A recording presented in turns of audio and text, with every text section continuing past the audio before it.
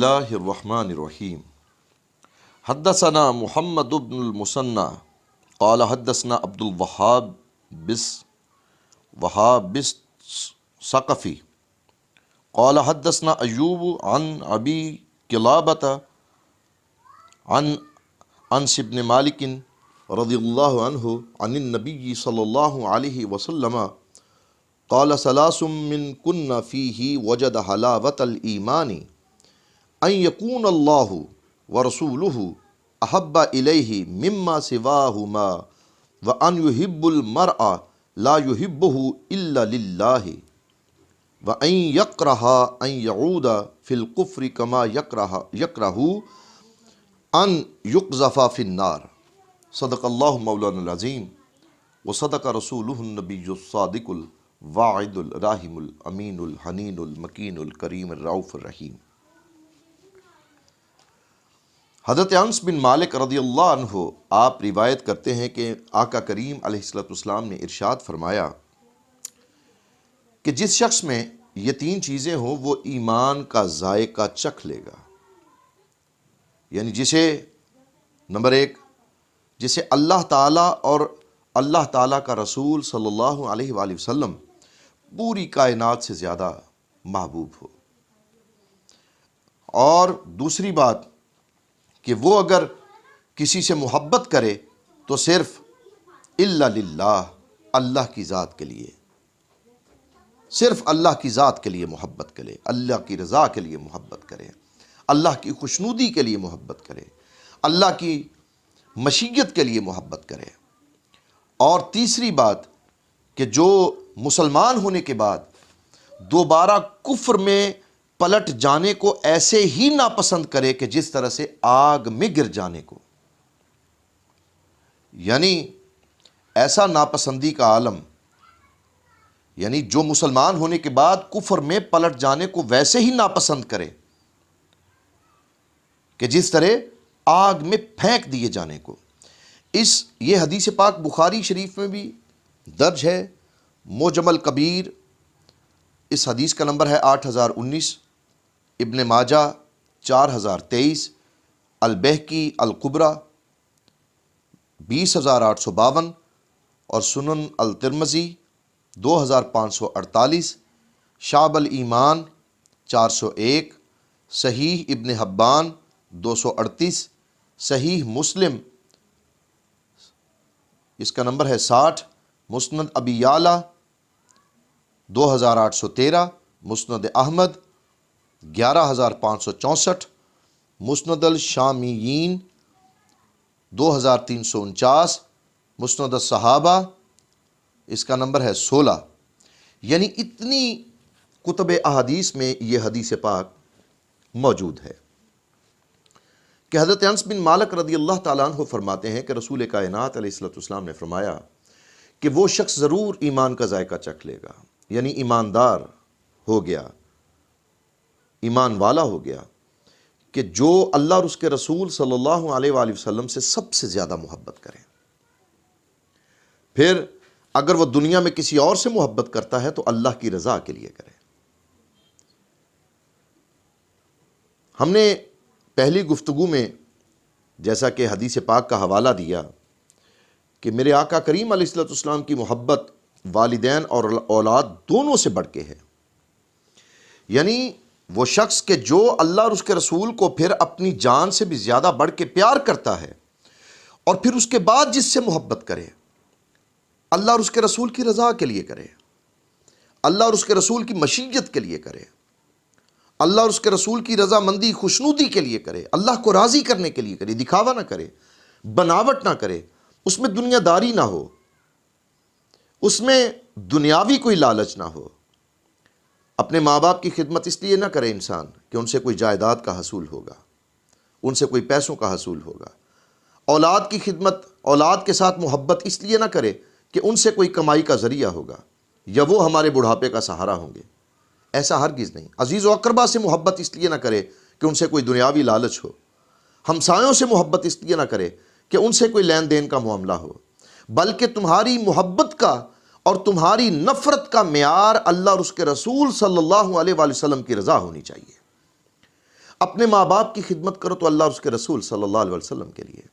اپنی اولاد سے محبت کرو تو اللہ اور اس کے رسول صلی اللہ علیہ وسلم کی رضا کے لیے، محبت کے لیے، ان کی خوشنودی کے لیے،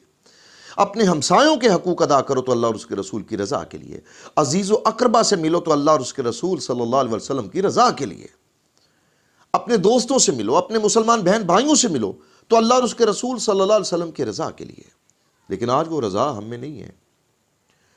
رضا کی چاہت ہمارے اندر موجود نہیں ہے۔ ہم اللہ کی خوشنودی کے لیے کام نہیں کرتے، محبت نہیں کرتے، احترام نہیں کرتے، بلکہ اس میں ہمارے دنیاوی لالچ کار فرما ہوتے ہیں، ہماری حرص کار فرما ہوتی ہے، ہمارے اندر کا جو شیطان ہوتا ہے وہ ہمیں اکساتا ہے اس چیز پر کہ یہ تمہیں زیادہ نفع مند ہے، اس سے زیادہ قریب ہو جاؤ، اس سے نفع کم ہے، اس کے کم قریب ہو جاؤ، جبکہ دین تو یہ نہیں کہتا۔ دین تو سب سے یکساں محبت کا درس دیتا ہے،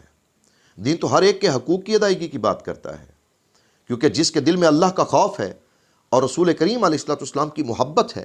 تو میرے آقا کی محبت سینے میں رکھنے والا اور اللہ سے ڈرنے والا کیسے کسی لالچ کے تحت کسی سے محبت کر سکتا ہے، کیسے کسی حرص کے تحت کسی سے محبت کر سکتا ہے، کیسے وہ ایسا تعلق پالے کہ جس کے نتیجے میں اس کو کوئی مال و دولت کے حصول کی طلب ہو، یا کسی جائیداد کی طلب ہو، یا کسی اور دنیاوی فائدے کی طلب ہو، بلکہ اس کا تو سارے کا سارا معاملہ اللہ اور اس کے رسول صلی اللہ علیہ وسلم کے لیے ہوتا ہے۔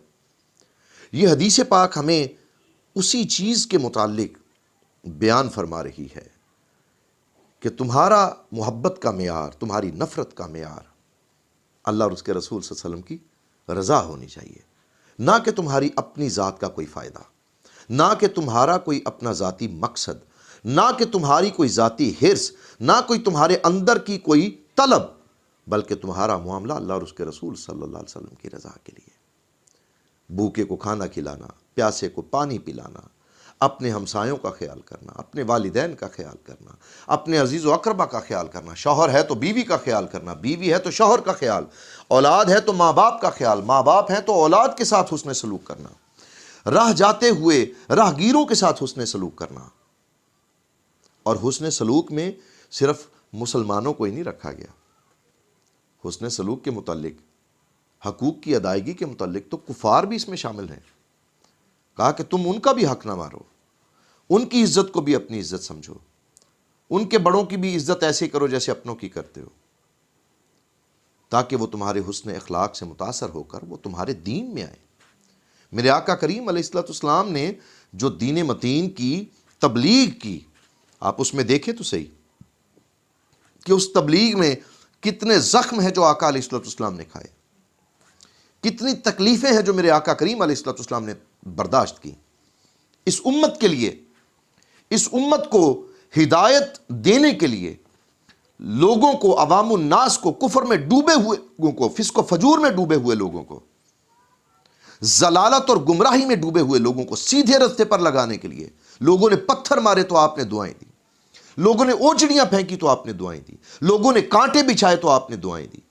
لوگوں نے گالیاں نکالی تو آپ نے دعائیں دی۔ جب تک لوگ آپ کی ذات کو تکلیف دیتے رہے، آپ نے کسی سے کسی بدلے کا مطالبہ نہیں کیا، آپ نے کسی سے کوئی ایسی چیز طلب نہیں کی، آپ نے کسی سے کوئی بدلہ یا انتقام نہیں لیا، بلکہ فتح مکہ کے دن سب سے پہلے خون معاف کرنے والے اپنے چچا زاد کا، اپنے عزیز کا، اپنے بھائی کا جناب سرور کونین علیہ الصلوۃ والسلام کی ذات والا صفات ہی تھی۔ یہ آپ ہی تھے کہ جو فاتح عالم بن کر مکۃ المکرمہ میں داخل ہوئے تو آپ کی گردن مبارک اونٹ کی کوہان کے ساتھ لگی ہوئی تھی، اس قدر سر مبارک جھکا ہوا تھا۔ آپ نے کہا کسی کے گھر کو جلایا نہ جائے، کسی کے مال کو تباہ نہ کیا جائے، کسی کی کوئی چیز چھینی نہ جائے، جو شخص جب تک تلوار لے کر تمہارے سامنے مقابلے کے لیے نہ آ جائے تب تک اس کے خلاف تلوار نہ اٹھائی جائے، جو اپنے گھر میں داخل ہو جائے اس کو امان ہے۔ وہ رسول رحمت علیہ الصلوۃ والسلام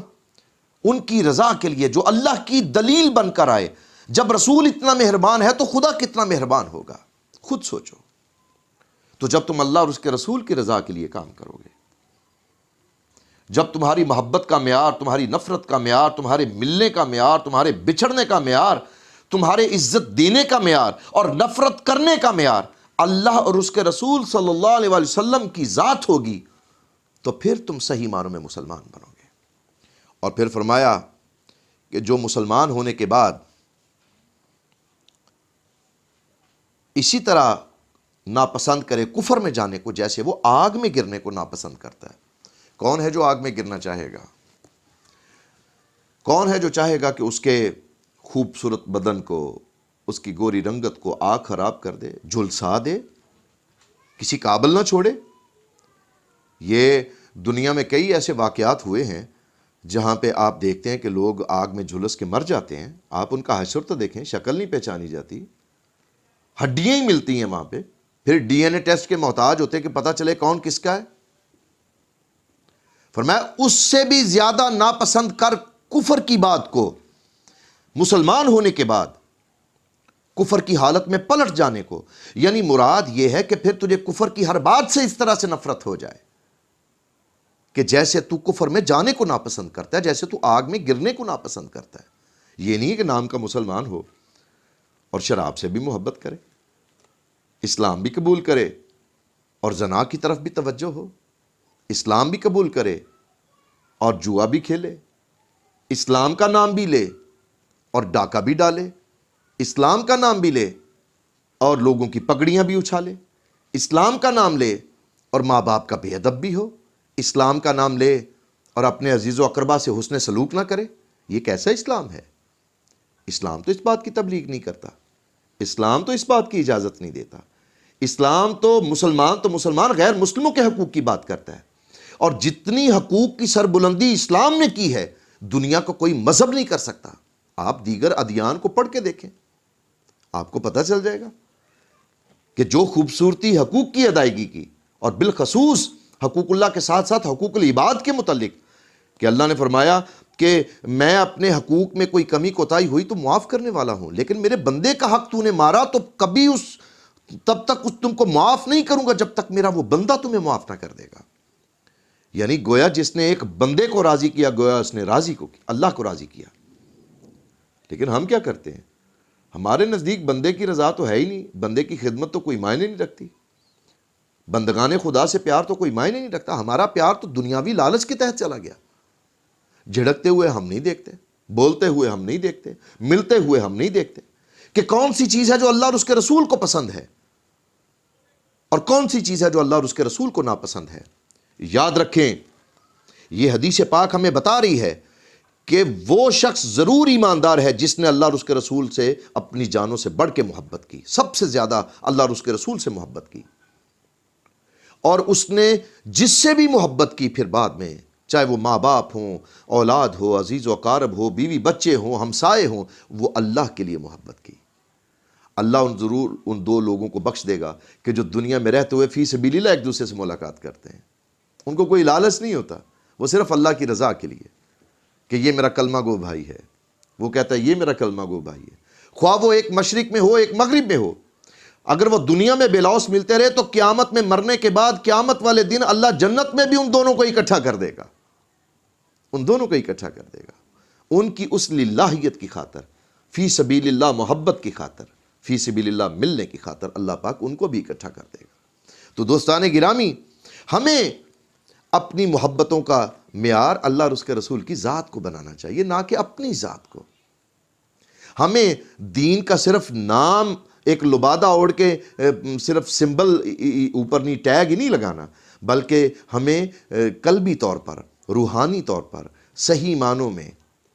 اخلاص کے ساتھ دین کو اپنے اوپر طاری کرنا ہے، اپنے دل کو دین والا بنانا ہے، اور ایسا دین والا کہ ہر اس کام سے محبت کرنی ہے کہ جسے اللہ اور اس کا رسول صلی اللہ علیہ وسلم پسند فرماتے ہیں، اور ہر اس کام سے نفرت کرنی ہے کہ جسے اللہ اور اس کا رسول ناپسند کرتے ہیں۔ اللہ رب العزت مجھے بھی اور آپ کو بھی ان باتوں پر عمل کرنے کی توفیق عطا فرمائے۔ وآخر دعوانا ان الحمد للہ رب العالمین۔